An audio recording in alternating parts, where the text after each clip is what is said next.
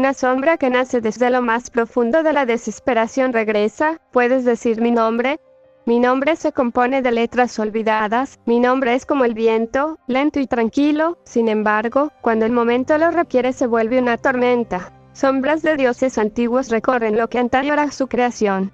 Los dioses primigenios miran por la lejanía del cosmos, nos atraen con canciones sin versos, cánticos más peligrosos que los de las sirenas. Una música que solo unos pocos elegidos tienen derecho a escuchar. Una lira nos cuenta una historia, desde la creación del mundo, hasta la destrucción desde manos de los humanos. Al final del día, ¿qué es la belleza? Nosotros los mortales, ¿qué consideramos bello? Con esta pequeña introducción, les doy la bienvenida a este pequeño rincón de las sombras. El motivo del por qué los vídeos tardan en subirse, es por la mala suerte del productor. Pero ese infortunio les puede traer vídeos un poco más seguido. Con eso dicho, les doy la bienvenida a la 13ª parte de Historias de terror, leyendas urbanas, creepypastas y misterios. Pasemos con la primera historia, que se titula Presencia desconocida. Este caso me sucedió hace unos 6 años, ahora estoy con más de 40 y todavía los recuerdo por las noches. Sucedió en la granja de mi hermana, en Sudáfrica, en un pueblo llamado Meyerton. Él nos alquiló una casa de aspecto antiguo. Según me contaron los vecinos, la casa tiene más de 100 años aproximadamente. Luego de mudarnos, yo y mi pequeño perro sentimos que algo no está bien. A veces cuando estoy solo en el cuarto, siento un susto que no sé cómo explicar. A veces cuando apago las luces siento como si alguien me estuviera aplastando y no puedo respirar. Desde pequeño siempre he tenido miedo a la oscuridad, incluso ahora. Un doctor me dijo que algo muy malo me pasó cuando era pequeña. Por consecuencia, tengo mucho miedo cuando estoy en lugares oscuros. De todos modos, yo tenía a mi pequeño perro que dormía en la esquina de mi cama. A los pocos meses que hemos estado viviendo allí, empecé a sentir como si alguien me está mirando, sobre todo cuando estoy desvistiendo por la mañana y por la noche. A veces sentía las vibraciones de ir hacia mí. Así que empecé a vestirme en el baño y no en mi habitación. Por las noches encontraba a mi perro aullando en las esquinas de la habitación. Esto continuó durante un tiempo. Una noche algo me despertó y como miraba a la ventana vi la cara del más temible ser. Entraba entre las cortinas y que venía hacia mí. Al siguiente momento pude sentir que algo me está presionando hacia abajo. No me podía mover, estaba congelada. No sé exactamente cuánto tiempo me quedé en ese estado, pero todo que podía pensar era rezar a Dios. Dios, por favor, ayúdame. Y al momento siguiente pude mover mis manos. Mi perro se levantó y corrió hacia afuera de la casa. Cuando esto terminó, nunca más quería volver a la casa. Estaba tan asustada que llamé a mi hermana para que me acompañe esta noche y no dormir sola en la habitación. Al siguiente día le pregunto a mi hermana lo que ha pasado y me dijo todo el mundo que entro en la casa nunca pasó nada igual. Poco después de este incidente me fui a la ciudad. Hay otras personas que viven en la casa ahora mismo y me informaron que nada está fuera de lugar. Yo sé lo que pasó conmigo, no era un sueño, lo que realmente sucedió nunca lo olvidaré.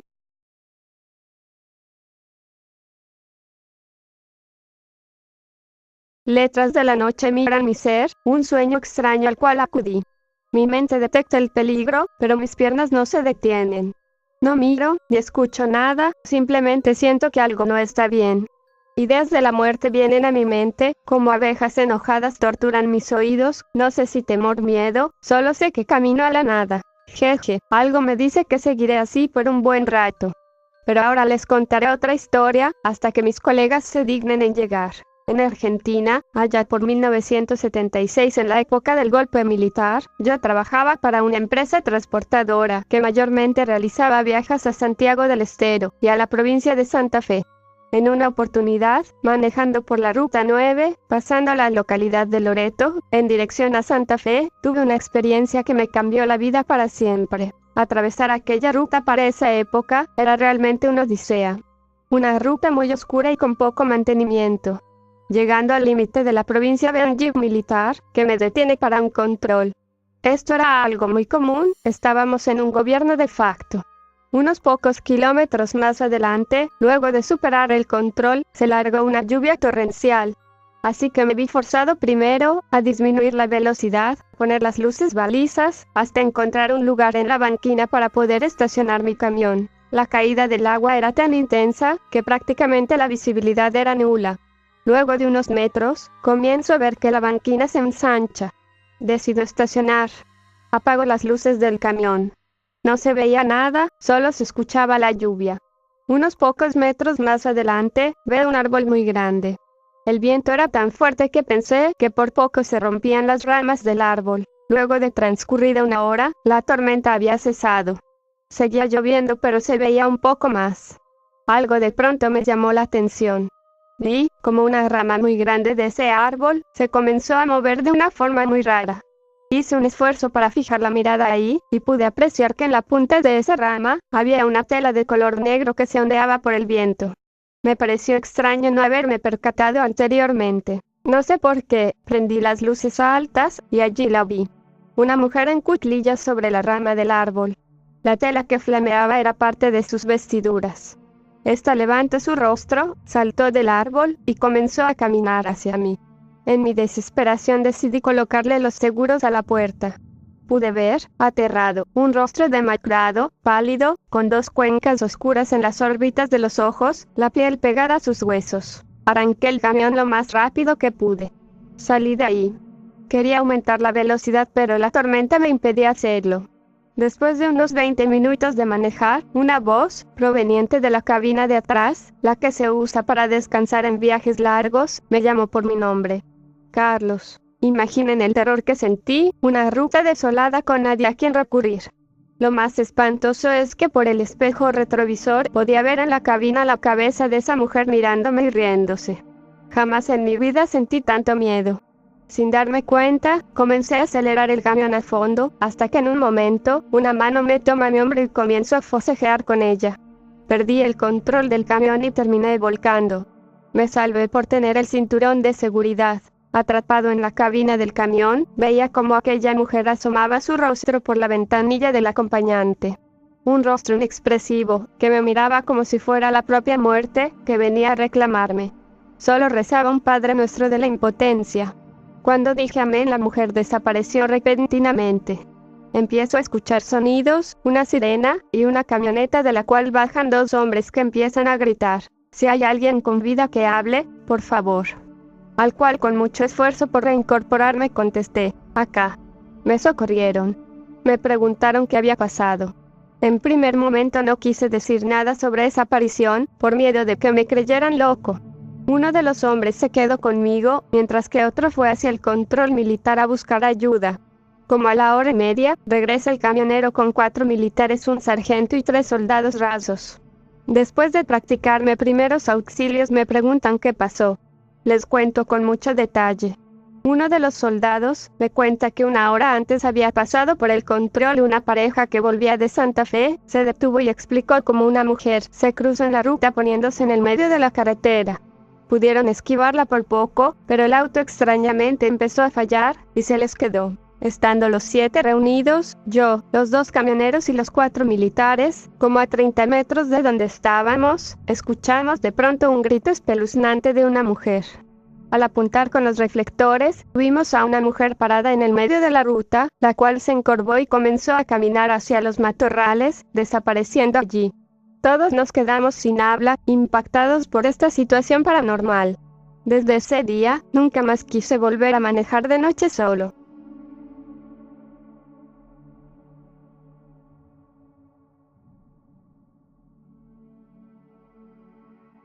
No tengo un poema al cual decir, o una frase que me caracterice demasiado. Simplemente soy yo, un ser entre 10.000, igual que los demás, no soy más alta, inteligente, fuerte, hábil, simplemente soy yo. No tengo tiempo, cosas en mi mente se escapan o simplemente no tienen sentido. En mis sueños miro mi muerte, algo terrible. No lo sé, esta es mi vida. La vida de Misaka. No sé si lo hiciste a propósito, pero creo que esa fue una buena entrada. No lo sé, solo dije algo que pasó por mi cabeza. Jeje, eres agradable, una muñeca, con ojos vacíos, sin luz, que ignora la realidad o la lógica. Pero este canal es de terror, no de existencialismo. Ahora es tu turno de narrar la siguiente sección de leyendas urbanas. Amigo invisible. Cassandra era una niña tímida de 6 años, ella prefería jugar con sus muñecas antes que con otros niños. Por eso no le resultó duro dejar su colegio y su barrio cuando sus padres decidieron mudarse. En un principio a sus padres les preocupaba el cambio, pero sabían que en un tiempo ella iba a disfrutar su nuevo hogar. La casa era una vieja mansión con un gran jardín, tobogán y hasta una pequeña casa en un árbol. Cassandra tenía mucho espacio para jugar, demasiado para su gusto, y eso la volvió más solitaria. Solía subir con sus muñecas a la casa del árbol y pasaba allí horas hablando sola, según ella, con su amiga Ana.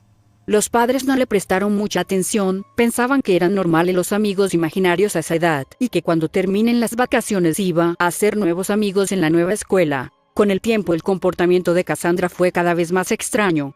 Cada día pasaba más rato refugiada en su casa del árbol y hablaba menos con sus padres. Ellos podían escucharla hablar con su amiga Ana por horas. Pero lo que más les preocupaba era que su hija cada vez conciliaba peor el sueño. Sufría pesadillas frecuentes y decía cosas como tengo frío, no puedo ver o ayuda. Una noche la madre escuchó pasos en el pasillo y le avisó a su esposo que fuera a ver qué era. Cuando él salió vio a su hija caminando sin un rumbo fijo, la niña parecía sonámbula y cuando su padre la llamó, Cassandra se despertó completamente sorprendida y sin saber qué hacía de pie afuera de su cuarto. Cada vez las incursiones nocturnas de Cassandra eran más atrevidas y comenzó a alejarse cada vez más de su habitación. Sus padres temían que la niña saliera a la calle de noche así que decidieron llevarla a una clínica del sueño para que monitoreen sus hábitos al dormir y poder tratar su sonambulismo. Pero tras pasar 2 noches allí no se detectó nada raro, durmió sin interrupción alguna toda la noche. El psicólogo les confirmó que ella tenía una amiga imaginaria llamada Ana y que tenía su misma edad. Les dijo que este tipo de comportamiento era frecuente y le recomendó a los padres que pasen más tiempo con ella y que trataran de relacionarla con chicos de su edad para que poco a poco se centre en relaciones reales. Los padres hicieron todo lo que les pidió el doctor, pero parecía que solo empeoraba las cosas. Cassandra cada vez tenía más episodios de sonambulismo y en varias ocasiones el padre la encontró a punto de salir al jardín. La niña parecía cada día más agotada y con el cansancio era como si cada noche tuviera menos control y pasara más tiempo sonámbula. Una noche el padre sintió como alguien bajaba las escaleras. Al ver a su hija y un frío helado le bajó por la espalda. Al contrario como en otras noches, cuando llamó a Cassandra, la niña lo ignoró por completo y solo lo miró fugazmente antes de salir al jardín. Los ojos de la niña parecían otros. Aterrorizado, bajó las escaleras y salió corriendo detrás de ella mientras la niña avanzaba hacia la casita del árbol. Cuando estaba a pocos metros del lugar, su hija se agachó mientras balbuceaba algo que su padre no podía entender. Cassandra comenzó a excavar el suelo con sus propias manos en el momento que su padre la alcanzó y cuando se puso a su lado la escuchaba decir por lo bajo tengo que salir, aquí hace mucho frío. Su padre la abrazó y sintió el cuerpo casi congelado de su hija, que no respondía y luchaba por seguir cavando. La niña comenzó a lastimarse las manos con la tierra y las piedras del suelo y hasta se había roto varias uñas pero parecía no despertarse.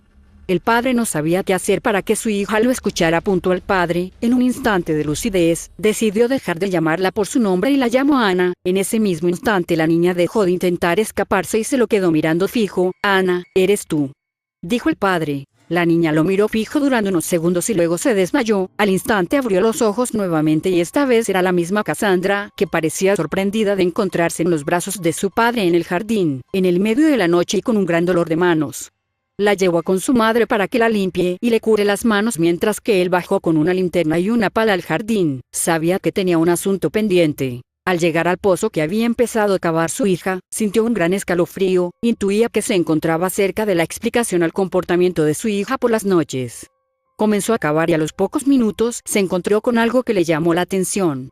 Era una mano muy pequeña y huesuda, del mismo tamaño que la de su hija. Eran tal la similitud que sintió una gran tristeza y rompió en llanto. Entró a la casa y entre sollozos le pidió a su esposa que no saliera bajo ningún motivo mientras él realizaba una llamada. Al rato llegó la policía con un equipo forense para encontrar el cadáver de una niña de 6 años. Investigaciones demostraron luego que se trataba de una pequeña llamada Ana que había desaparecido hace varios años en un pueblo cercano. Al parecer, había sido asesinada ya que su cuerpo presentaba signos de violencia. El dueño anterior de la mansión la había enterrado en su propio jardín ya que nadie podría buscar allí sin una orden judicial. La familia de Cassandra se mudó a otra casa a las pocas semanas y nunca más tuvo contacto alguno con Ana.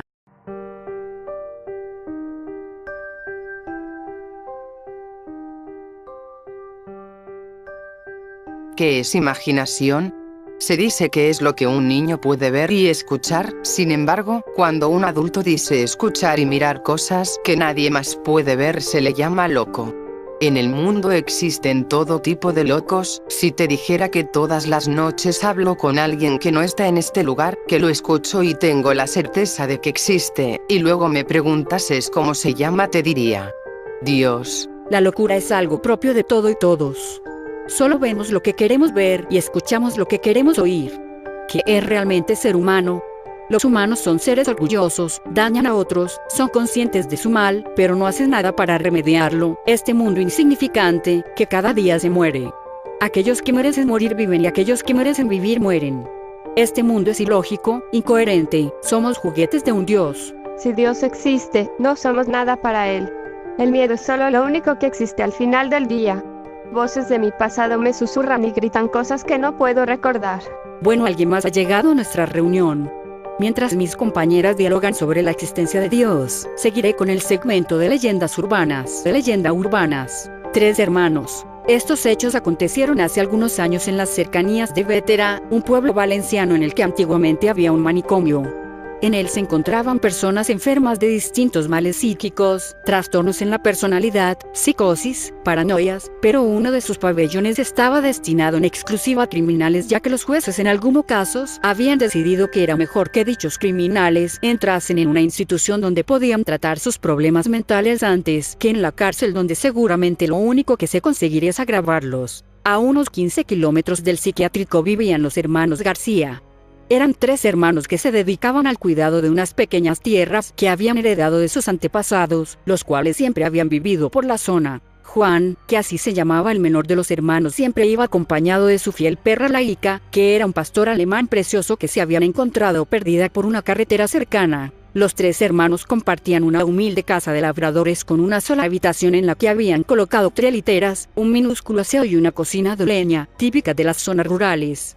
El poco tiempo libre del que disponían, pues como de todos es sabido, a las labores del campo hay que dedicarles muchas horas, lo pasaban en un pequeño comedor en el centro de la vivienda, jugando a las cartas o escuchando un viejo transistor que tenían sobre la repisa de la chimenea. Una tarde de otoño, después de haber pasado todo el día en el campo, se dispusieron a volver a casa y cocinar unas patatas con un poco de carne que habían comprado hace unos días en el pueblo.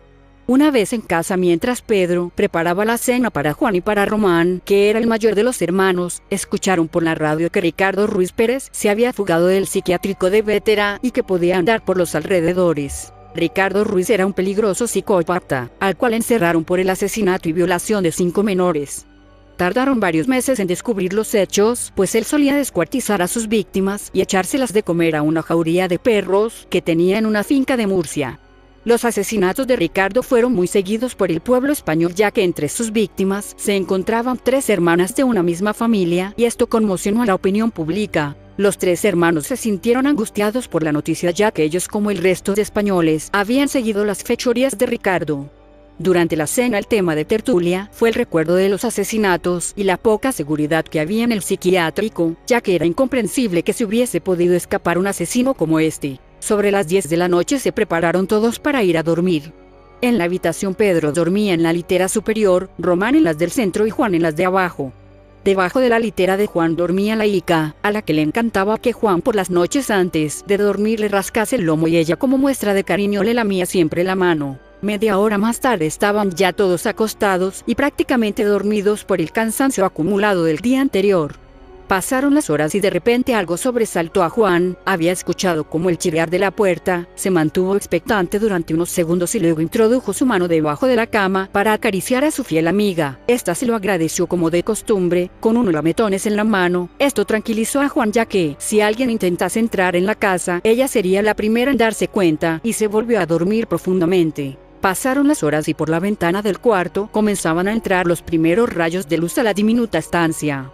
Pero más que la luz del sol, lo que despertó a Juan fueron unas pequeñas gotas que caían sobre su rostro. Abrió poco a poco los ojos mientras se llevaba las manos al rostro, donde notaba que caían las gotas y notó que tenían un tacto espeso. Cuando finalmente abrió los ojos, vio que esas gotas procedían del colchón de Román y que ese color rojizo que desprendían solo podía ser sangre. Se levantó de un salto de la cama y miró a su hermano Román. Se quedó paralizado de terror. Estaba amordazado y con una infinidad de cuchilladas en su cuerpo, y sobre él también caían gotas de sangre provenientes del colchón superior, donde un cuchillo atravesaba el cuello de su hermano Pedro. Juan, incrédulo ante la barbarie que estaba presenciando, se arrodilló en el suelo llorando y allí pudo encontrar a su querida perra Laika con el morro atado y abierta en canal y entre las patas de esta una nota ensangrentada donde se podía leer: los locos también sabemos lamer. Juan, aterrado, notificó los hechos a la policía, diciendo que Ricardo Ruiz había asesinado a sus hermanos y a su perra, pero la policía no le creyó. Juan fue acusado del asesinato de sus hermanos en un desdoblamiento de personalidad y encerrado durante 20 años en el psiquiátrico de Vétera, donde pudo averiguar que Ricardo había sido detenido 2 horas después de su fuga en una carretera con dirección a Barcelona.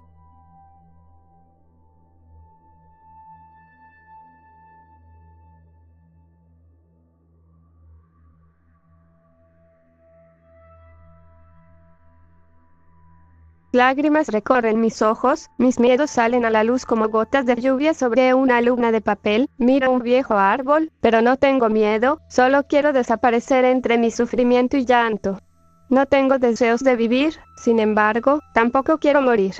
Solo miro dentro de mi cabeza extrañas sombras. ¿Quién soy? Ya lo olvidé. Sangre, solo veo el rojo de las paredes fluyendo, no se detiene, la muerte no es nuevo para mí. Simplemente es una vida que quiero pensar que no existe mi vida, me siento bien al estar sola, no quiero lastimar a nadie o que me lastimen, solo desaparece del mundo cuando el mundo muera. ¿Por qué todas estás tan triste? ¿Acaso me perdí de algo? Nada importante, solo que se enteraron de que el reggaetón y trap consumen a más mentes y que las personas son cada vez más idiotas. ¿De qué nos sorprende eso? En estos últimos años se ha demostrado que la gente hace lo que sea por 15 minutos de fama, ponen en riesgo su salud sin motivo. Bueno, Lucy, es tu turno de narrar la sección de creepypastas. Lo intentaré, aunque sin entusiasmo. Expediente sangriento. Su nombre era Leroy Llanes, un joven de Caracas, Venezuela, que denunció a los 10 años de edad junto con su madre, los abusos y torturas psicológicas que tuvo que sufrir a manos de su padre. Su mamá también participó, aprovechando para confesar que ella también sufría de violencia doméstica por parte de su esposo. Una vez que se llevaron preso al marido y padre del niño, ellos se mudaron a la casa del tío de Leroy, que quedaba en una quinta en Chacao. Al llegar, las cosas habían estado muy bien, ellos solo se quedarían ahí hasta que su mamá vendiera la otra casa y guardara el dinero para comprar una más adecuada. Sin embargo, al pasar los días Leroy desarrollaba instintos homicidas, comenzando por secuestrar y asesinar a los gatos de los vecinos cercanos en la comunidad. Un día, cuando su mamá arreglaba su habitación, se quedó sorprendida y aterrada al encontrar los órganos de más de 10 gatos guardados en una caja grande dentro del fondo del armario. Fue por eso que ella lo llevó a recibir terapias psicológicas y psiquiátricas, para que la situación no empeorara. A los 15 años de edad lo inscribieron en un parasistema, por repetir 3 veces el primer año del liceo a causa de su conducta y pelear siempre con los compañeros de clase en el recreo, llegando a dejar en estado de coma a más de uno. A medida que le iba bien en el parasistema, ya con un buen amigo y con su novia, los problemas comenzaron con un grupo de 5 bravucones. 3 chicos y 2 chicas que comenzaron a acosar a su amigo y a la novia.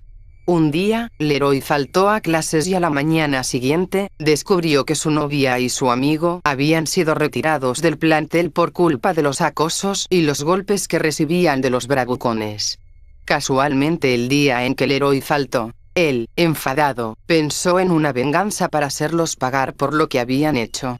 De pronto tuvo una idea y se dispuso a ponerla en práctica. Ese viernes habló con los bravucones para invitarlos a una fiesta, cosa a la que no se pudieron resistir, aceptando su invitación. Leroy les dijo que pasaría a buscarlos a las 7 de la noche, dentro de la plaza para llevarlos a la celebración. A la hora de recogerlos y una vez que todos estuvieron dentro del vehículo, Leroy les convidó unos cigarros que había dejado ahí. Los jóvenes tomaron cada uno una caja de cigarrillos y comenzaron a fumar, perdiendo el conocimiento al terminarse el primer cigarro. Leroy condujo hasta un extraño almacén.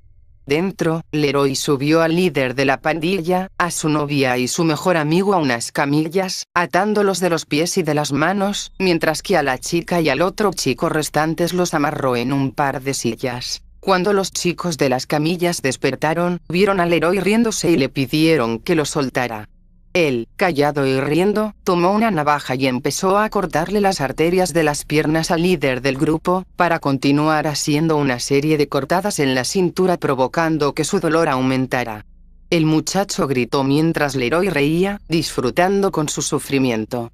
Para terminar, cortó las arterias de los brazos y luego lo destripó, cogiendo sus órganos y colocándolos en su cara para filmar la escena de manera totalmente sangrienta. Feliz con su homicidio, repitió el procedimiento con la novia de aquel joven y su amigo.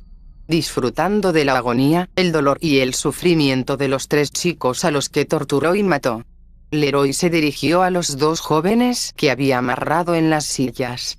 Con miedo y pánico, ellos le suplicaron que los dejara vivir.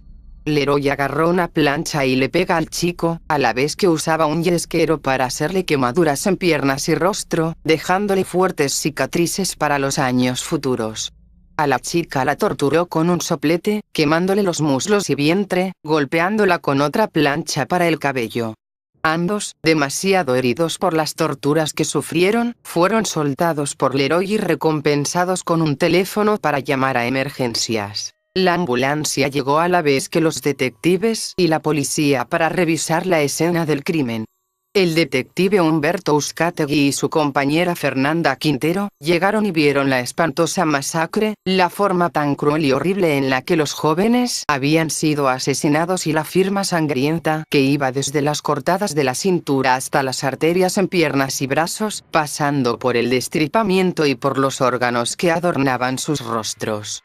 Ese montaje fue lo que perturbó a los investigadores. A medida que pasaron los días y las semanas y los meses, ambos encontraron otra escena del crimen que coincidía con el modus operandi del Leroy.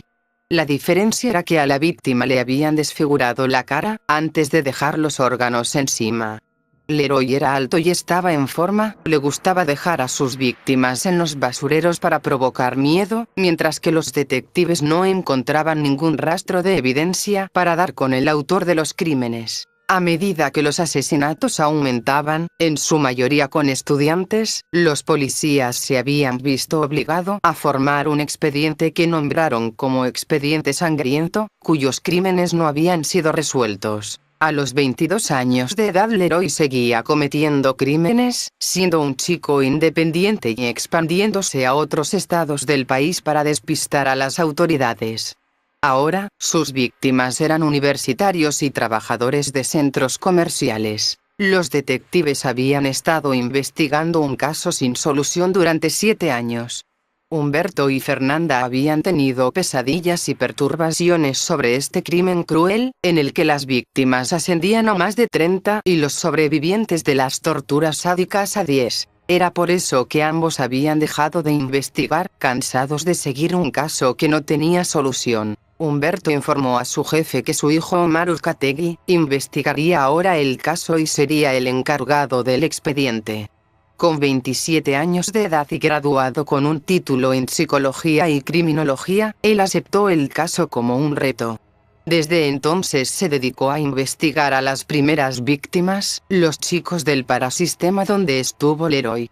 Omar llegó al plantel y habló con la directora, preguntándole si había estudiado ahí hace 7 años un joven que probablemente no tuviera muchos amigos, que se la pasara en peleas y tuviera mala conducta con sus compañeros y profesores de clases. La directora del plantel le respondió al joven detective que con esas características, si había estudiado un joven llamado Leroy Llanes.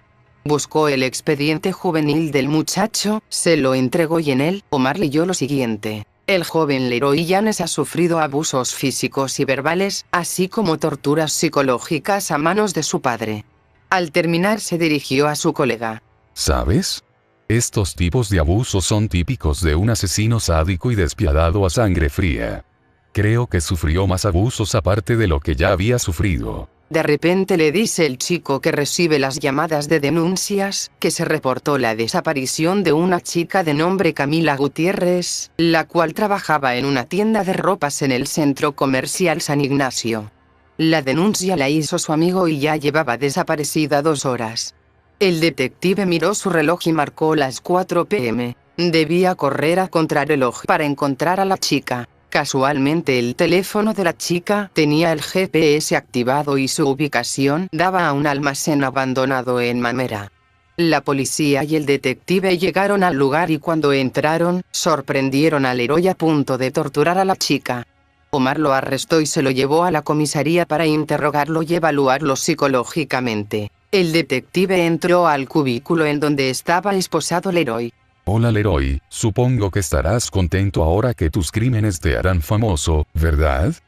No cometo los crímenes por fama, solo lo hago por diversión y porque oír los gritos de su sufrimiento es la mejor melodía que pueda escuchar. Dime, ¿qué es lo que tuviste que sufrir para cometer estos crímenes? Leí hace horas tu expediente juvenil y lo que dice lo creo, pero no para que asesines personas de las cuales, en su gran mayoría, son bravucones, algunos violadores y personas que trabajan en centros comerciales. Los atraes con alguna mentira para secuestrarlos, torturarlos y asesinarlos, ¿verdad? Respóndeme y también quisiera saber por qué dejaste vivir a 10 personas que sufrieron tus torturas. ¿Fue por piedad, acaso? Bueno, las personas que dejé vivir no fue por piedad exactamente, es para que estén traumatizados y con eso me lleno de alegría, saber que jamás olvidarán ese sufrimiento que los dejará marcados de por vida psicológicamente. En cuanto a mi niñez, ya que quiere saber le diré la verdad, porque usted me cae bien, detective. Sí, es verdad que pasé por los abusos físicos y las torturas psicológicas de ese hombre, pero también pasé por abusos sexuales. Dime qué clase de padre abusa sexualmente de su hijo. Ya sé, un enfermo, un asqueroso bastardo y alguien al que no le importa la salud psicológica de su hijo. Quizás por eso es que realizo los crímenes, porque no me importa nada ni nadie y no siento remordimientos por mis actos. Son pocas las personas que me importan como mi mamá, mi exprometida, mi amigo y mi prima, personas que tengo tiempo que no he visto en estos últimos 2 años desde que empecé la universidad. Omar se queda sorprendido frente a su confesión y le hizo una sola pregunta. ¿Sabes acaso de la misteriosa desaparición de tu tío y su novia, que fue hace exactamente 7 años atrás, cuando empezaste a asesinar a los bravucones de tu parasistema? ¿Recuerda qué pasó? ¿Los mataste a los dos acaso? Dime, respóndeme esa pregunta, recuerda y a medida que recuerdes, lo vas narrando para entender exactamente lo que pasó. Leroy comienza a recordar. Se encontraba en casa de su tío, eran las 7 de la noche y buscaba a su prima para que lo acompañara a la farmacia a comprar golosinas. Cuando el joven bajó por las escaleras, fue a la sala y vio a su tío sujetando a su prima y acostándola sobre una mesa para desnudarla, mientras su mujer lo filmaba con una cámara de video. Como su prima tenía la boca tapada, Leroy no había escuchado los gritos. Con rabia, agarró un cuchillo y apuñaló a su tío y a su novia 10 veces. Los dos cayeron al suelo y Leroy aprovechó para cortarles las arterias de sus piernas y brazos, hacerles cortadas por la cintura y luego destriparlos. Su prima, con un cuchillo eléctrico, los cortó a la mitad y los metió en bolsas grandes de basura. Mientras ella limpiaba la sangre del piso, Leroy disolvió las bolsas con los cuerpos dentro en una bañera con ácido, eliminando cualquier rastro de los asesinatos.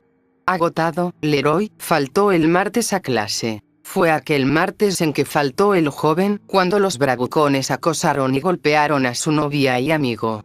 Al día siguiente, al enterarse, comenzó con su racha de sádico, asesinando a los 3 chicos del parasistema y torturando a los otros 2.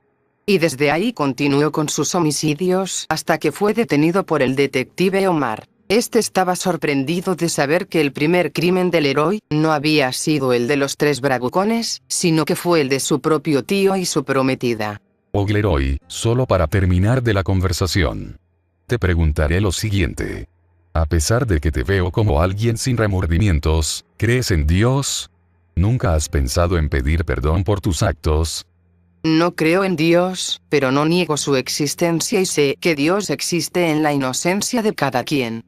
Por ejemplo, en los niños, seres que en su mayoría tienen esa inocencia que los hace únicos hasta que pasan por los desórdenes de la sociedad y se convierten en algo que ya no son ellos mismos, sino otra persona que reacciona de manera diferente ante los abusos de sus padres, compañeros de clases, y cualquier factor que los hace perder esa inocencia. Claro, los psicólogos ayudan, pero cuando la gente, y lo digo en mi caso, no cree en esos psicólogos, ya no hay reparación para la mala conducta, aunque sé que pueda cambiar. Al final me convertí en el ser humano al que la gente le tiene miedo, por culpas de los maltratos de un padre abusivo que me ha hecho daño físico y psicológico. Así que no pienso pedir perdón a Dios porque no estoy listo, sucederá cuando esté listo, pero por ahora no. Omar ya no tenía más nada que preguntarle y les dijo a los guardias que lo mandaran para la penitenciaría de Ramos Verde, donde estaría preso hasta que le dictaran sentencia. Leroy, ya trasladado a la penitenciaría y en su celda, recibió a una pareja de hermanos periodistas, un hombre y una mujer con síndrome de Asperger. Sus nombres eran Leticia Seara y Baltasar Seara, y realizaban documentales sobre asesinos seriales para luego transmitirlo en un programa de Investigation Discovery. Entraron a la celda con permiso del Leroy para hacerle una entrevista, en donde todo quedaría grabado para que los hermanos pudieran trabajar con su testimonio. Leticia fue la primera en hablarle al Leroy. Primero que nada, Leroy, buenas noches. Espero que estés bien porque quisiera que me respondieras sobre cómo comenzaste con tus crímenes para un documental. Me llamo Leticia Seara y mi hermano se llama Baltasar Seara. ¿Podrías responderme, por ejemplo, hablándome de tu infancia? No se te olvide que estos documentales son para dar a conocer a la población mundial sobre asesinos seriales, dijo Baltasar, personas que como tú sufrieron maltratos, y por eso es que a ellos no les importa cometer esos crímenes. Por favor, solo dinos qué fue lo que te motivó para estos homicidios. Ustedes tienen síndrome de Asperger, ¿verdad? Sí, pero de todos modos ese no es el tema. Quiero que me digas qué fue lo malo que te pasó para que te convirtieras en alguien tan sádico y cruel con las personas. Leroy observó lo bella que se veía Leticia y cómo iba vestida. ¿Sabes? Entre todas las chicas con las que he estado, tú eres la única persona a la que no lastimaría, tu belleza es única y de verdad quisiera conocerte más. Baltasar se molestó con estas palabras. Oye, deja la falta de respeto, chico, no tienes que estar halagando a mi hermana. No te preocupes, Baltasar, mejor salgamos de aquí ya. Durante los años que estuve en el parasistema, traté a un chico con síndrome de Asperger, dijo Leroy. Su nombre era Brian Vergara y mi ex prometida se llamaba Sabrina Velázquez. Le hablé desde el Facebook después de que terminé el parasistema y nunca le hice nada. Créeme, querida Leticia, nunca te lastimaría y nunca le haría nada a tu hermano. Después de todo, ustedes son personas súper inteligentes y saben a lo que se atienen. Los hermanos se retiraron sin tener ninguna declaración para realizar el documental. Mientras tanto, el detective Omar llegaba a su casa feliz por resolver un caso que durante 7 años había estado aterrorizando a la ciudad de Caracas. 2 horas después de celebrar junto con una amiga, recibió una llamada de su jefe. Omar, hubo una fuga en la penitenciaría de Ramos Verde y se escaparon varios presos, incluyendo al Leroy. Se hizo una revisión en su casa, que queda en la parroquia del Paraíso, y se encontró un plano de la penitenciaría. Varios compañeros dicen que él manipuló a algunos de los presos para realizar la fuga. Omar, triste y sin nada que hacer, colgó la llamada y al otro día renunció a investigar el caso, comprando un pasaje para viajar a Estados Unidos. Una vez que terminó de establecerse en el país, recibió la videollamada de Carlos, un amigo que se fue a trabajar en el FBI como analista técnico. Oye, ¿por qué no vienes a trabajar en el FBI? Ahora no quiero saber de ningún caso. En Venezuela me tocó uno en el que, al final, el asesino se escapó y por eso me fui del país y renuncié a seguir investigando. Ah, el caso que ustedes nombraron como expediente sangriento. Hay un creepypasta de esa historia. Dicen que si una persona está en un centro comercial hasta la noche, casan a la víctima, la secuestran y luego la matan y la dejan en la basura de la manera más horrible. Sí, ya escuché sobre ese caso. Disculpa, pero tengo que colgar, luego te llamo. Luego de que Carlos se despidió de él, Omar recibió una llamada extraña vía Skype. Era Leroy quien lo está llamando. Hola Omar, ahora estás en Estados Unidos. ¿Cómo estás? Oye, tranquilo, no te preocupes, ahora puedes decirle a Carlos del FBI que investigue los siguientes homicidios porque comenzaré a buscar nuevas víctimas. Recuerda, no te haré nada, solo quiero fastidiarte. Leroy cerró la llamada y Omar, desesperado, llamó a Carlos. Carlos, gracias por responderme. Mira, llamó Leroy, el asesino que tiene como sobrenombre Expediente Sangriento. Dijo que habrá nuevas víctimas, así que mantente alerta por si acaso. Tranquilo chamo, deja eso, estás perturbado pero ya pasará, ya deja de pensar en ese caso. Igual de todos modos cualquier cosa te aviso. Al pasar los días, Omar recibía fotos de cada asesinato cometido por Leroy y lo peor del caso era que el FBI investigaba estos crímenes donde tampoco se podía encontrar ninguna evidencia. Omar continúa teniendo pesadillas por ese caso que lo sigue y lo sigue. Con la diferencia de que ahora es en Estados Unidos y no en Venezuela.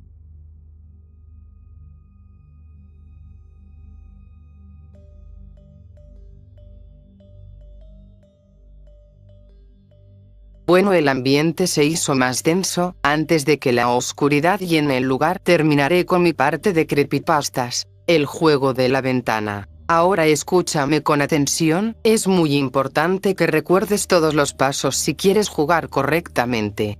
Una vez que inicias con el juego de la ventana no hay marcha atrás. Por eso piénsalo 2 veces antes de hacerlo, porque no todos los que se han involucrado han terminado bien. Pero si tienes suerte de llegar hasta el final, bueno, será otra experiencia que contar a los tuyos. Lo primero que tienes que hacer es dirigirte hacia la ventana de tu habitación, cerrarla y correr las cortinas con mucho cuidado, como si sospecharas que hay alguien afuera que puede estarte observando. Esto justamente es lo que atraerá la atención del otro participante. Recuerda que solo puedes practicar el juego a fin de mes, por lo que puedes tardar bastante en lograrlo.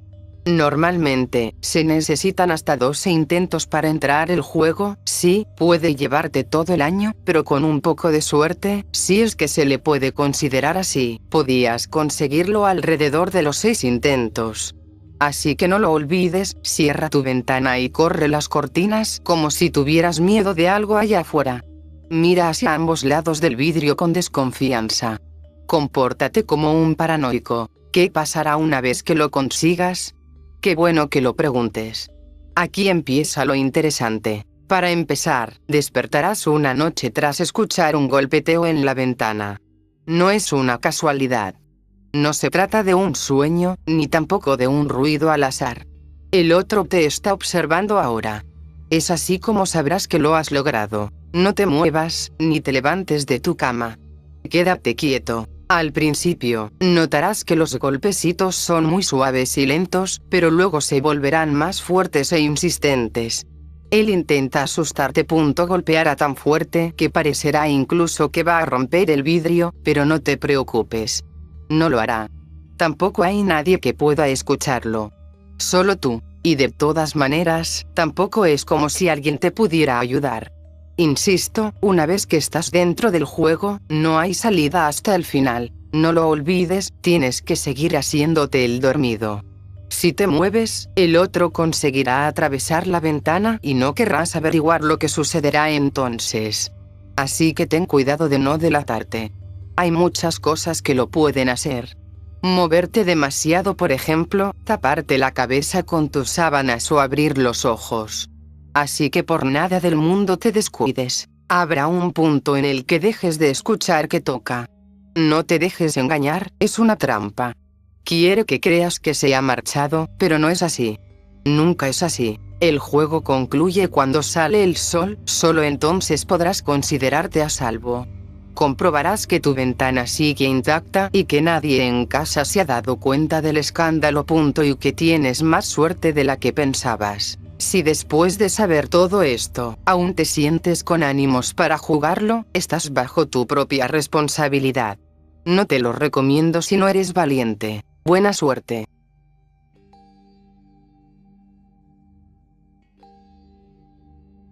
No No lo sé con exactitud, pero un sonido parecido a voces se logra escuchar cerca de aquí, ojalá pudiesen escucharlo. No son voces desconocidas, somos nosotras las que hablamos.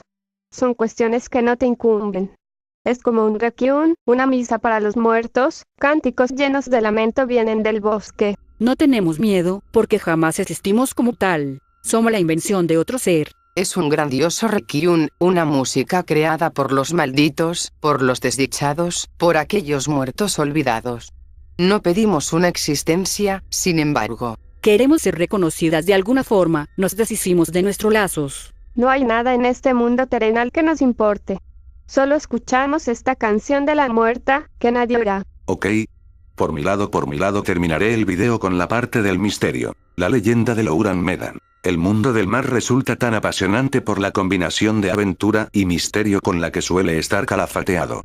Territorio abonado para la leyenda por el desconocimiento de lo que históricamente era insondable, la imaginación se encargó de cubrir los numerosos huecos que dejaba aquella inmensidad azul que todavía hoy sigue dándonos sorpresas de vez en cuando. Y, así, hay multitud de misterios históricos cuya solución se ha quedado oculta en las profundidades. Uno de ellos es el del naufragio del SS Louran Medan no hace tanto, en 1947. Uno de los momentos más sobrecogedores de Drácula, la novela de Bram Stoker, es aquel en el que la goleta Demeter llega a la costa de Whitby procedente de Varna y encalla en medio de una tempestad nocturna. Cuando la policía sube a bordo encuentra al capitán muerto, atado a la rueda del timón y con una expresión de horror en su rostro. Ni rastro del resto de la tripulación salvo un misterioso perro negro que salta a tierra y huye. La escena tiene puntos de contacto con el famoso caso del Mary Celeste, el bergantín que apareció a la deriva en pleno Atlántico en 1872 con su carga intacta pero ni un alma a bordo, y que también inspiró un relato literario de Arthur Conan Doyle.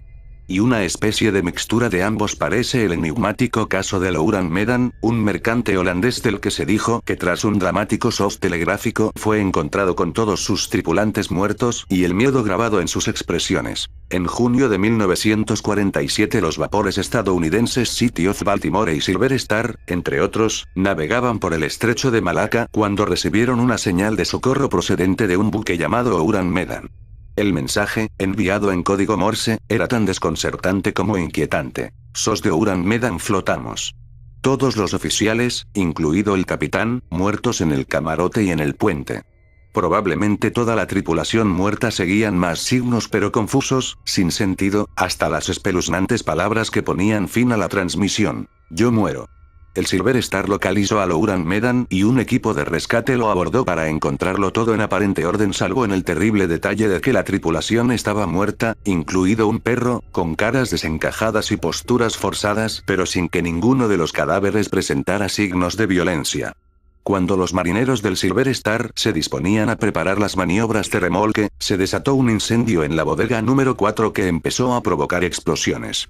Por seguridad evacuaron el barco y regresaron al suyo. Justo a tiempo porque Louran Medan voló por los aires y se fue a pique llevándose su secreto consigo. El problema está en que todo es demasiado etéreo y no me refiero solo a las circunstancias del barco sino a la historia misma, ya que no hay ninguna prueba material de ella. Ni barco ni documentación de primera mano. En los Países Bajos, presunto lugar de procedencia, no consta nave alguna matriculada con ese nombre, como tampoco en otros estados. El Joyce Register of Shipping, una sociedad de clasificación, organizaciones no gubernamentales dedicadas a promover la seguridad marítima, tanto material como humana, fundada en el siglo XVIII, de hecho fue la primera, tampoco tiene registrado el caso y únicamente se ha comprobado que sí hubo un Silver Star, que en aquel momento se llamaba Santa Juana, aunque no está claro si se trata del mismo porque su cuaderno de bitácora no dice nada del incidente. La primera referencia conocida se hizo entre febrero y marzo de 1948 en una revista comercial indonesia, el buque navegaba por esas aguas cuando acaeció todo, llamada de Lokomotiv Samaranch Chandels, en Advertentie Blad. Es una serie de 3 artículos escritos en neerlandés. Las Indias Orientales neerlandesas estaban en pleno proceso de descolonización respecto a Holanda y proclamarían su independencia en 1949, convirtiéndose en la República de Indonesia, que sitúan el incidente a 400 millas náuticas, unos 740 kilómetros, al sureste de las Islas Marshall. se centran en describir la experiencia del presunto único superviviente, un marinero alemán que habría sido recogido en el atolón Toangi, también llamado Bokak, por un misionero italiano y que falleció poco después, aunque tuvo tiempo de explicar que todos habían fallecido por emanaciones gaseosas de un contenedor roto, pues la carga que llevaban era de ácido sulfúrico. El autor del reportaje contaba que el navío había zarpado subrepticiamente de un puerto chino y navegaba rumbo a Costa Rica, evitando contacto con las autoridades marítimas, así como que Silvio Scherli, el misionero, redactó posteriormente un informe sobre el asunto. Después de esta publicación otras se hicieron eco ese mismo año. Los diarios británicos The Daily Mirror y The Yorkshire Evening Post y el estadounidense Albany Times hicieron reseñas, según indican los informes de Associated Press. El periódico norteamericano, por cierto, citaba como fuente al semanario holandés llamado el Sevier Weekblad. Como suele ocurrir con las historias que corren de boca en boca sin base concreta, los detalles empezaron a diferir y en vez de las Marshall se ubicaba el incidente en la Salomón, cambiándose asimismo las palabras del SOS. En 1952 las actas del Consejo de la Marina Mercante publicadas por la Guardia Costera de Estados Unidos incluyeron también una mención al caso y, de esa manera, la historia de Louran Medan, ya fuera verdadera, ficticia o deformada, fue asentándose y difundiéndose, especialmente entre los medios dedicados a temática misteriosa y esotérica, pues seguían sin aparecer pruebas tangibles de la existencia del carguero. Por eso multitud de publicaciones se lanzaron a especular con teorías, unas plausibles y otras fantásticas, sobre lo que pudo ocurrir. Por supuesto, no faltaron los disparates paranormales atribuyendo el suceso a fuerzas de otro mundo, en una época en la que el fenómeno ovni empezaba a abrirse hueco. La revista Fate, recién fundada, progresó precisamente gracias a la atención que prestó a este caso. Al fin y al cabo su creador fue Raymond A. Palmer, responsable también de un pulp tan famoso como Amazing Stories. Sin embargo, también hubo intentos de buscar explicaciones racionales a lo que habría pasado a bordo del Louran Medan. Basándose en su sospechoso comportamiento, se apunta a la posibilidad de que llevase una mercancía peligrosa de contrabando que, por la causa que fuera, produjo gases tóxicos y envenenó a su gente.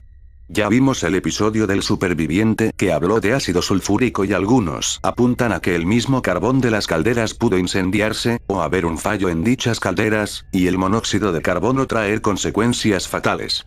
Ahora bien, resulta más interesante la propuesta de que, por lo que sea, penetró demasiada agua en la bodega y reaccionó con la carga liberando emanaciones mortales. Se apunta a cianuro de potasio y nitroglicerina, la cual explicaría la explosión postrera de la nave. Ello lleva a otra teoría todavía más sugestiva. Lo que transportaba el Louran Medan era gas nervioso o algún tipo de arma química almacenada en China por el siniestro Escuadrón 731, una de las unidades del ejército japonés dedicadas a realizar ensayos de guerra bacteriológica durante la Segunda Guerra Sino-Japonesa primero y la Segunda Guerra Mundial después. Hablamos de ella en el artículo dedicado a la Operación Sea Spray. En 1945 los aliados habrían incautado ese material y en vez de destruirlo decidieron aprovecharlo.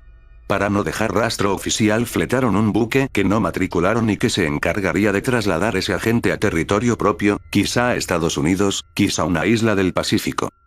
Bueno, eso sería todo por esta ocasión. Ya saben, denle un like, suscríbanse y nos veremos, eso es todo.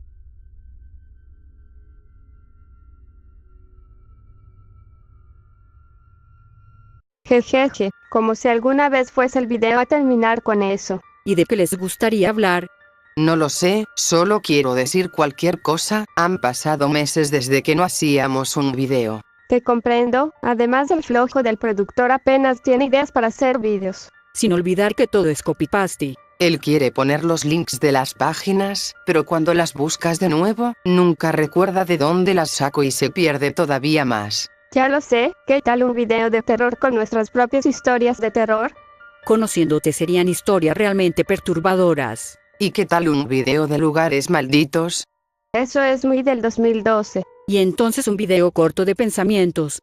Dejando salir todo lo que pensamos de cualquier cosa. Eso podría bastar para un video un poco más largo. Bueno, como siempre, si tienen alguna idea o sugerencia para nuestro próximo video, pónganlo en los comentarios. Un saludo especial para todos nuestros suscriptores, los queremos mucho. Aun cuando no subamos video muy a menudo.